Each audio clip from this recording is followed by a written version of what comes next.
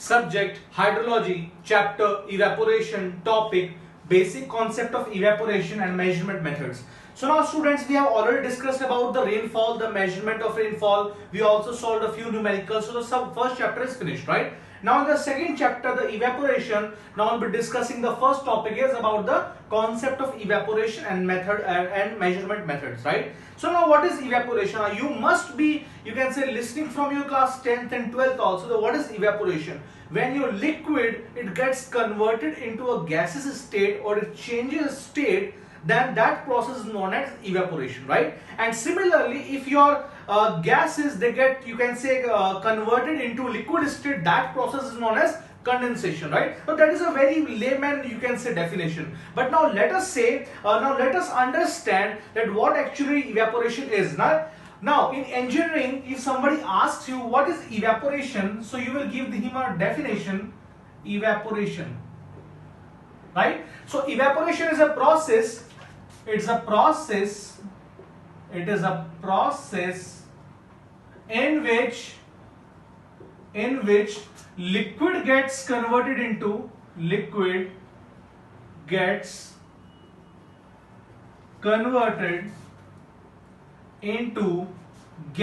state, right? Liquid gets converted into gaseous state, right? And the next thing, at free surface, this is also important. At free surface, at free surface, right? Below boiling point by transfer of heat energy, right? Below boiling point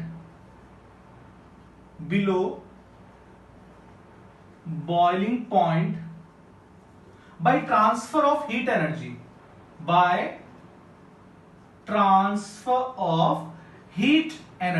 HE means heat energy. So this is the engineering definition of evaporation, right? So whatever we have studied till now in evaporation, that is simply when you heat something, it gets converted into gaseous state. The liquid state gets converted into gaseous state. That is evaporation. But as far as the engineering point of view is concerned, the overall definition would be: it is a process in which liquid gets converted into gaseous state at free surface. So the surface should be free. For example, this is a, let's say you have a pan, or let's say container is there. So above there should be atmosphere.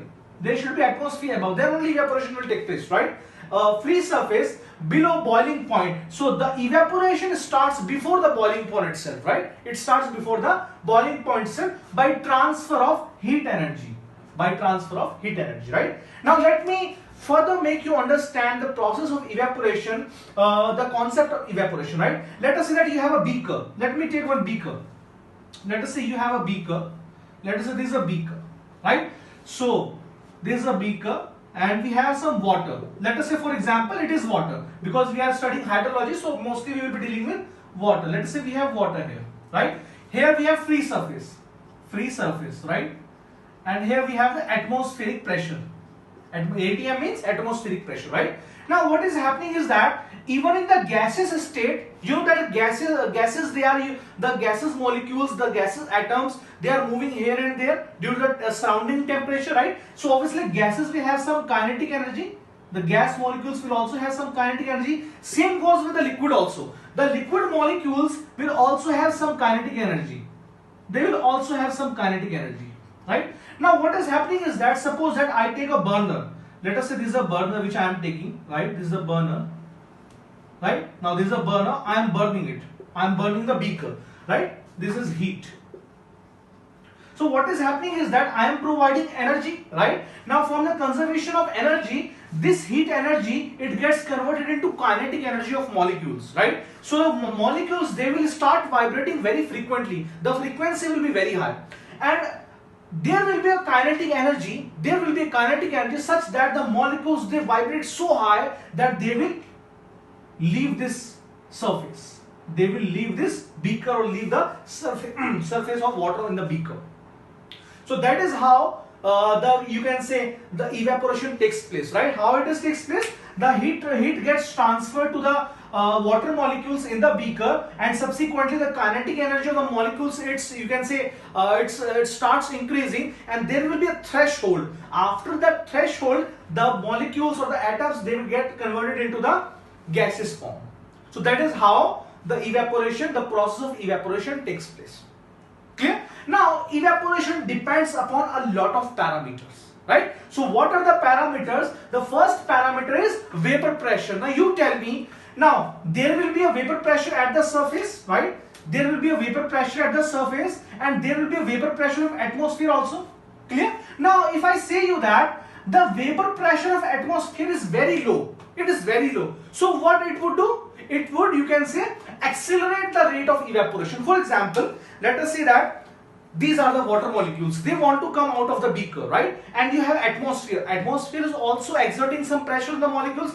Now, if this pressure is very less, it is almost negligible, then they will easily come out. But if the pressure is very high, it will stop the molecules to come out, right? Same goes with the concept here also. Now, if the atmospheric pressure is very low, the molecules will easily come out.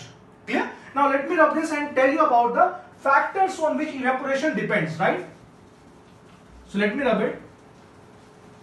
I hope you are understanding the process of evaporation, right? How evaporation takes place. So whenever somebody asks you what is evaporation, don't give him the class 12 definition, give him this definition. Clear? So let me rub this.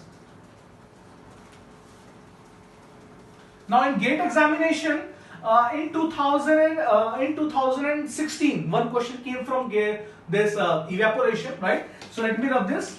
Now let us discuss what type of questions can come from evaporation, and after that we will be studying about evapotranspiration also. This is just evaporation. I am not talking about evapotranspiration. Clear? Now evaporation depends upon a lot of factors. The first factor is vapor pressure. Right? So Mr. John Dalton, he was a very famous hydrometeorologist, right? So in the year 1802, let me write it, John Dalton in the year 1802 gave a relation that the evaporation that is given by EL, it is actually equal to C is a constant, right? EW minus EA. What is EW? EW is the saturated vapor pressure at water surface, right? So let me write it here. So EW is saturated vapor pressure. Saturated vapor pressure at water surface. Right? EW is the saturated vapor pressure at water surface and EA is the actual vapor pressure. Actual vapor pressure, right? Actual vapor pressure of air, right? Actual vapor pressure of air. That is actual vapor pressure of air. Clear? So evaporation depends upon the vapor pressure also. So you know that now this is your beaker. Now the beaker was being heated, right? This is your water. Clear? So the saturated vapor pressure at water surface means that once the molecules of water, they just about to, you can say, exit the surface of the water, now there will be saturation because a lot of water molecules are almost saturation will be there, and there will be some pressure, right? So that is known as the saturated vapor pressure at water surface. Clear? Now you tell me, if this pressure is very high, then only the molecules will leave, right? So I can say that evaporation will take place until EW is equals to EA. Until EW is equals to EA. If EA is greater than EW, condensation will take place.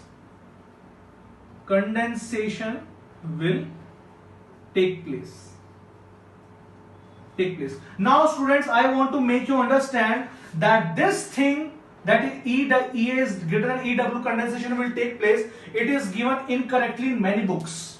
Even in Subramanya also, if you read Subramanya, in Subramanya it is given EW is greater than EA, the condensation will take place. That is totally wrong.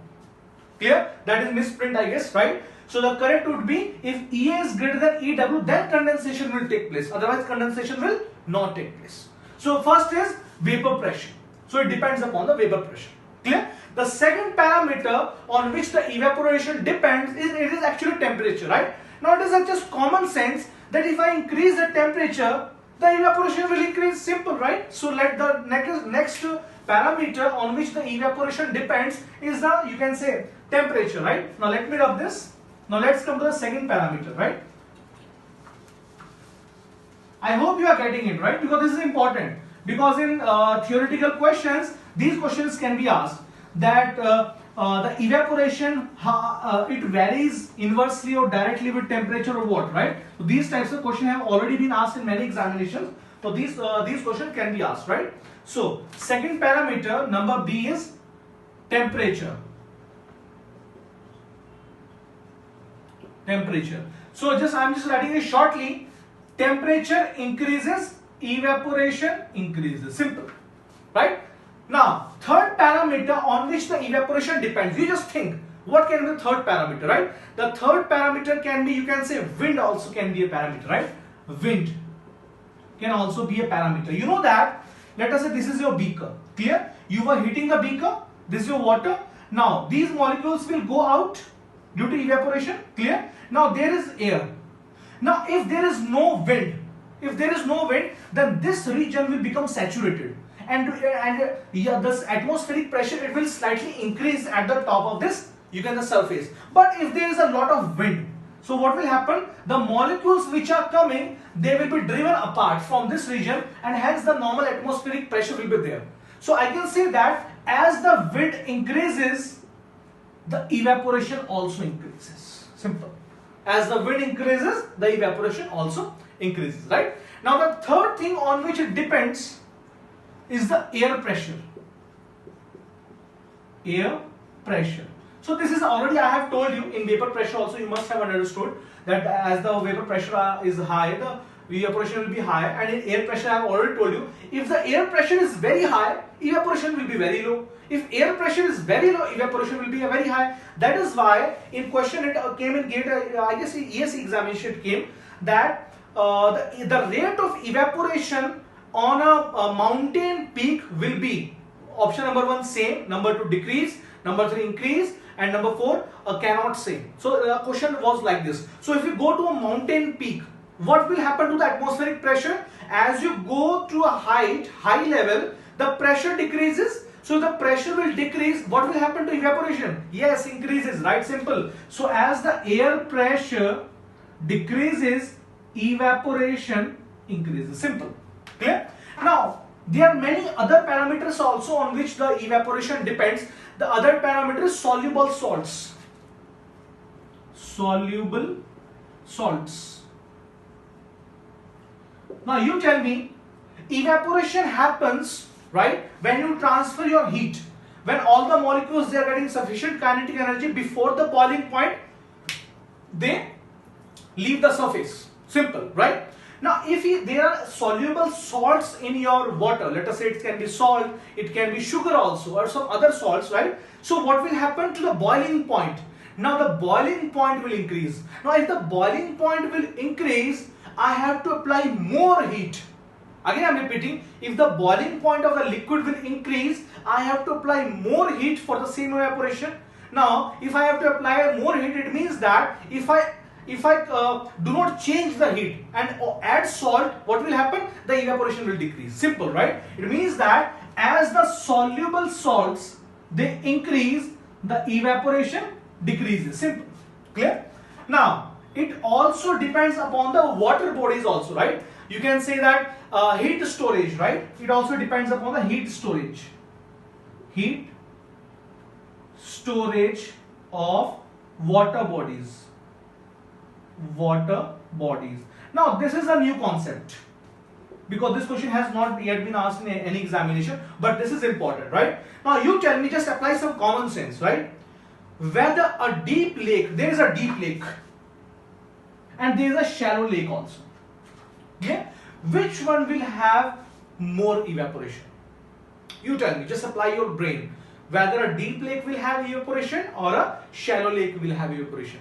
If you already know the answer, well and good. If you don't know the answer, then you will be asking me, sir, about which season you are talking about. Whether you are talking about winters or are you talking about summers, right? Now the question is, now if it is a deep lake, let us say it is very deep. Let us say it is around 500 meter deep. very deep, right? Very deep lake, right? So very deep lake, when there is summer, if there is summer, so a lot of heat rays will be coming. So the deep lakes, they will absorb the heat, right? They will absorb the heat. Now in case of winters, because the outside temperature is very low, but the heat is there inside the, you can say inside the lake, right? Deep lakes. So what will happen in case of winters, because there is a lot of temperature difference, evaporation will be high.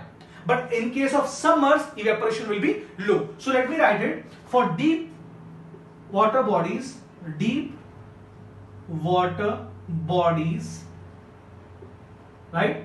In winter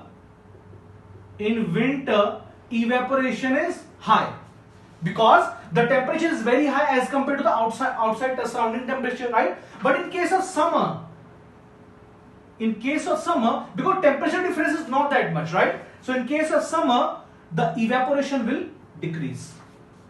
Clear? But for shallow water bodies, but if the water bodies are shallow water bodies, it is vice versa. That in winters, because there it cannot store any heat, right? In winters, the evaporation is low, and in summer, the evaporation is high. Don't get confused. W means winter, S means summer. Simple. Okay? So these are the factors on which the evaporation depends. Directly or indirectly, but on these factors, the evaporation depends. Now let us understand, we have understood evaporation, clear? Now let us understand the measurement methods. So what are the measurement methods, right? We have instruments also, we also have empirical equations also, right? Other methods are also there. So now let us understand what are the methods of measurement of evaporation. So now let us understand, let me rub this. How the evaporation is measured, what are the various methods of measurement of evaporation, right? So first of all, we can measure the evaporation by evaporimeters. So the instruments which are used for the measurement of, you can say, evaporation are known as evaporimeters. Clear? Second is we have some empirical equations also, and third one is we also have some analytical method also, right? By the use of some concepts we can determine the evaporation, right? So in evaporimeters we have class A evaporation pan, right? We have ISI standard pan, which is a modification of this pan, right? We also have Colorado Sunken pan. We also have US Geographical Survey floating pan. So these are the four various types of pans which are used for the determination of evaporation with the help of evaporimeter. So these four are the evaporimeters, right? So in empirical equations we have the Mayer's formula, and we also have the Roers formula, right? So we'll be discussing the Mayer's formula only. We will not be discussing the Roers formula. That is not in our syllabus, right? And about the analytical methods, we will be discussing the analytical methods in detail when I will be talking about the you can say evapotranspiration. There we'll be discussing in detail the analytical methods, right? But water budget equation I have already told you. We also have the energy balance method. In this energy balance method, we apply the law of conservation of energy, and we also have the mass transfer method it's similar to the water budget method, right? Water balance method, water budget method, right? So let's discuss the class A evaporation pan first of all, and then discuss about the Mayer's formula, right? So first of all, let us discuss about the class A evaporation pan, right? Because questions have been asked from this topic, that is class A evaporation pan, right? So let us discuss, right? So what is a class A evaporation pan? Now pan you must have heard, right? So when you are doing sieve analysis, now the bottommost part, on which the soil gets collected, that is the pan actually, right? So similar type of pan is a class A evaporation pan, right? So class A evaporation pan. Let us discuss about this. Now the next thing is, I want to ask you now, why we need to calculate the evaporation? Because ultimately our goal is to calculate the evaporation from a reservoir, right? For example, you are designing a hydraulic structure, you must know that how much is evaporation from that particular hydraulic, you can say hydraulic structure, whether it's a dam or it can also be a lake also, right? How much evaporation is taking place from that particular water body, right? So that is why we are determining the you can say evaporation, right, with the help of this evaporimeters, right? So first one is the class A evaporation pan. Class A evaporation pan or evaporimeter, which is a pan. Clear? Now the size of this evaporation pan, it is 1210, right? It is actually 1210 in diameter. So this pan is like this. We have a pan like this, right? This is the water level. The depth, the diameter of this pan is 1210 mm, and the height is around 255 mm, right? The height is around 255 mm. 255 mm, and we maintain a water level of around 18 to 20 centimeter. 18 to 20 centimeter we maintain the water level, right? We also have a, you can say, a gauge attached to it which measures the water level at continuous intervals. Now beneath the pan we have a wooden platform. We have a wooden platform, and it is a perforated wooden platform. We also have a wooden platform. Okay, we also have a wooden platform, so air can pass through it, right? It is a galvanized, you can say, it is made up of galvanized steel, right? This is the evaporation pan. So what we do is that we place the pan at a particular location near a water body, near a lake, or whatever, wherever you want to calculate the evaporation. We place the pan and we calculate the rate of evaporation, how much evaporation is taking place in mm per day, usually in mm per day. Mm per day. We calculate the evaporation, EL. Evaporation in mm per day, usually, right? With the help of gauges attached to it. Here, and then we have some pan coefficients. We multiply the value of this pan evaporation with the pan coefficients to get the value of lake evaporation. I'll be coming to that topic also, right? Now, second type of evaporimeter. We have the ISI standard pan. Now this is also a type of, you can say, class A evaporimeter, class A pan. But the thing is that in the ISI standard pan, this top surface, it is covered with a wire mesh. So what does this wire mesh does? It actually, first of all, prevents the evaporimeter from birds. The birds cannot come and to take the water, because otherwise it will give us erroneous data. Error will be there in the data. And the second thing is that this wire mesh, it actually, you can say, distribute the heat energy equally to the pan, right? In case of a normal class A evaporimeter, the distribution of heat cannot be, you can say, equal, right? But if you are placing some wire mesh on top of it, the distribution of heat will be equal, right? So that is why it is also known as the modified class A pan, right? Third one, we also have the Colorado pan. Now Colorado pan, it is actually very costly pan, but it has been found that the radiation characteristics and the aerodynamic characteristics of a Colorado pan, they are almost similar to the conditions what we observe in an actual water body, in a lake or in a river. The actual water body that we are experiencing, the aerodynamic and the radiation conditions, they are almost same in a Colorado pan, right? But the thing is that in a Colorado pan, it is very costly actually. Last one is, we also have the US Geographical Survey pan. That is also not important. That is also very costly. So what we are dealing with, either we are dealing with the class A pan or the ISI standard pan. Clear? So these are the two pans which we are basically dealing with, right? I also told you about the IS code, in which the ISI standard pan is given, right? I wrote about the IS code also, right? Now the next thing is, you know that these pans are used for the determination of evaporation, right? And from the evaporation of these pans, we determine the evaporation of a water reservoir. It can be a lake, it can be a water body behind a dam, it can be anything, right? A water body, the evaporation of a water body is determined based on the data which we get from the evaporimeter. Simple. But you tell me, what do you think? Let us say if I take a bowl and I place it under a sun, right, for 1 hour, will the evaporation in water bowl will be same as if there is a lake nearby to the water bowl? No, it will be different. It will depend on a lot of parameters, right? So obviously the values which you are getting in the pan also, that is not actually equal to the what we are actually getting in the water body. It can change, right? So that is why we have come with a coefficient that is known as the pan coefficient. That is important, right? Now we have come with another term that is known as the pan coefficient. Let me rub it, right? So let me first of all rub it. I hope you why this. I hope you are getting that why this term that is known as the pan coefficient has come into existence, because the evaporation of a normal pan, it is not equal to the evaporation of a lake. There will be some differences. Now I have not even told you the what will be the due to what reasons the evaporation is not same, but just by looking at the bowl example and lake example, you have understood it. The first thing is that in bowl we have a surrounding it, right? But in case of a lake is open, so there are no walls, right? So the wind can flow easily over a lake, but as far as the bowl is concerned, the wind is restricted due to the walls of the bowl. Same goes with the pan also, right? So we have come with the pan coefficient.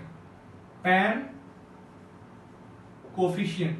Generally in books it is given as Cp, pan coefficient. Clear? Now why this pan coefficient has come? Because the water bodies, right? The water bodies, they have heat storage capacity. Heat storage capacity. But if you have a pan, now how much the depth in a class A pan?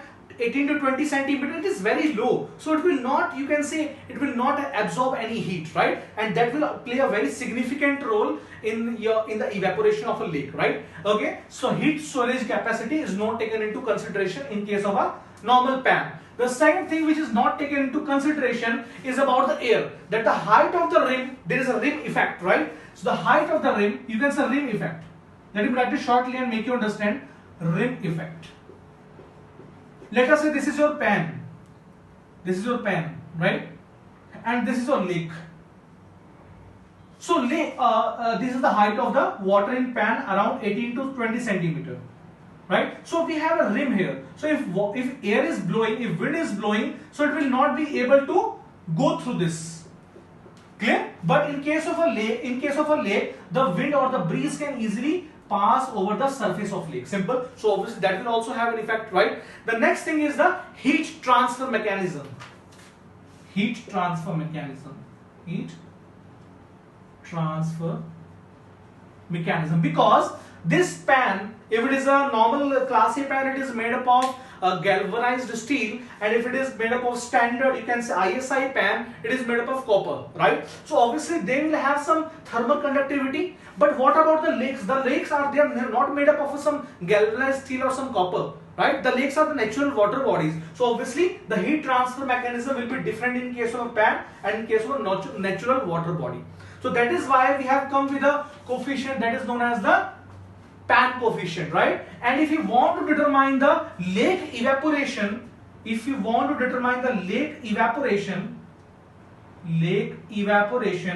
have to multiply the pan evaporation with the pan coefficient. So Cp into pan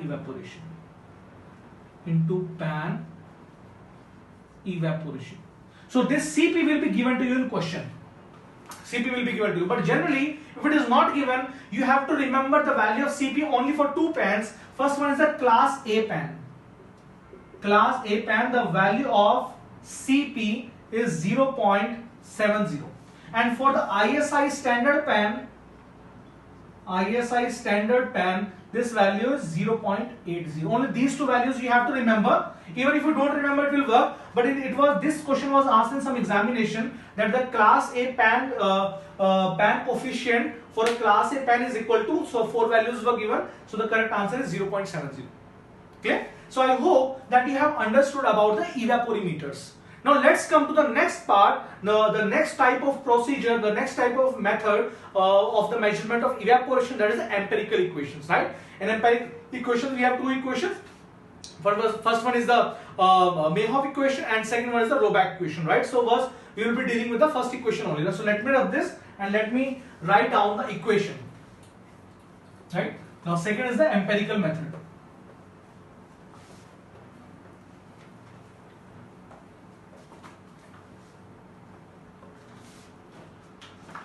Now empirical methods. Empirical means some equations will be given, right? Empirical methods. Now why we have come up with this empirical method? Because I told you that John Dalton, he gave us an equation. The equation was evaporation is equals to one constant was there, and EW minus EA. What is EW? EW is the saturation vapor pressure at the water surface. EA is the normal air pressure, right? Normal vapor pressure of air above the water surface.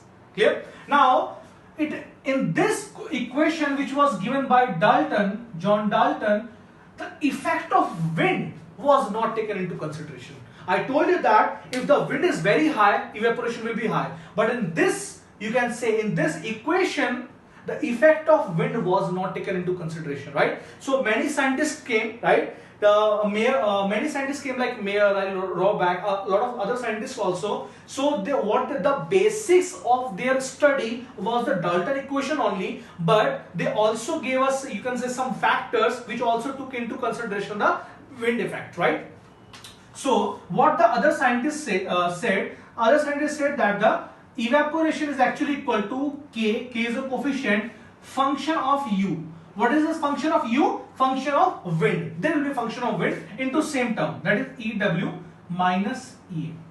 EW minus EA, right? So we had one scientist known as the Mayer, right? So Mayer equation, right? So he gave us an equation. The equation was that this evaporation is actually equal to 1K coefficient, Km, Mayer coefficient, right? Km into, we have the function of U. So first of all, let me write it like this, EW minus EA. Now what is this function of U? It is a function of wind. Function of wind. It was given to me, it was given as 1 plus U9 divided by 16.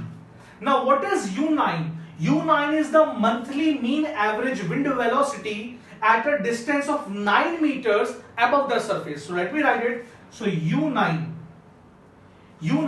is actually the monthly wind velocity, monthly average wind velocity,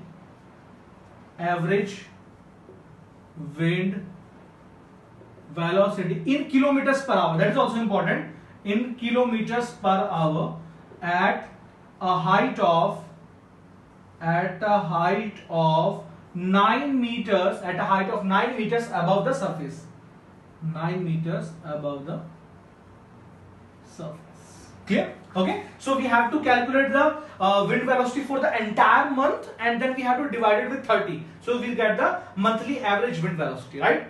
Now this is U9, clear, in kilometers per hour, right? Now, how to determine this U9, right? So how you can see the velocity, it is varying with the height. How the velocity is varying with the height? So an equation is there that velocity at any height h, clear? Velocity at any height h is given by let me write it like this. Yeah, velocity at any height h is given by c is a coefficient, into h raised to the power 1 by 7. And dear students, this question has been asked many times in many examinations, that the velocity at a particular height is a function of h raised to the power 1 by 5, h raised to the power 1 by 6, h raised to the power 1 by 7, h raised to the power 1 by 8. The correct answer is h raised to the power 1 by 7. So let me write it that u at a height h is directly proportional to h raised to the power 1 by 7. This is important, student. This has been asked many times in examinations, right? So what you will be given, for example, in this question, you need to determine your U9, right? So in question, U5 will be given, U10 will be given, U15 will be given. So subsequently, you have to determine your U9. From there, you can determine the value of U9 if you know that the wind velocity at a particular distance h, it varies with the height raised to power 1 by 7. That is the 1 by 7th power of height. Clear? H is in meters. And this formula is only valid up to a height of 500 meters from the ground surface, right? Only up to a height of 500 meters. 500 meters from the ground surface. Above that, it is not valid. Clear? So I hope that you have understood the Mayer's formula also, right? And this was about the empirical method. So questions have been asked from this, you can say this questions have been asked in examinations, in GATE examination also, and in some other examinations also. So we'll be solving some numericals also, clear, based on this. And about the analytical methods, we'll be discussing the analytical method in detail when we're discussing about the evapotranspiration, right? So now let's understand. Now I hope that you have understood this topic. Now let's move to the next topic. In next topic we'll be understanding about the evapotranspiration. Now what is this evaporation you have understood? What are the various methods, various equations you have already understood. Now what is evapotranspiration? Some transpiration word is also there. So what is that? So let's understand the next topic. Thank you.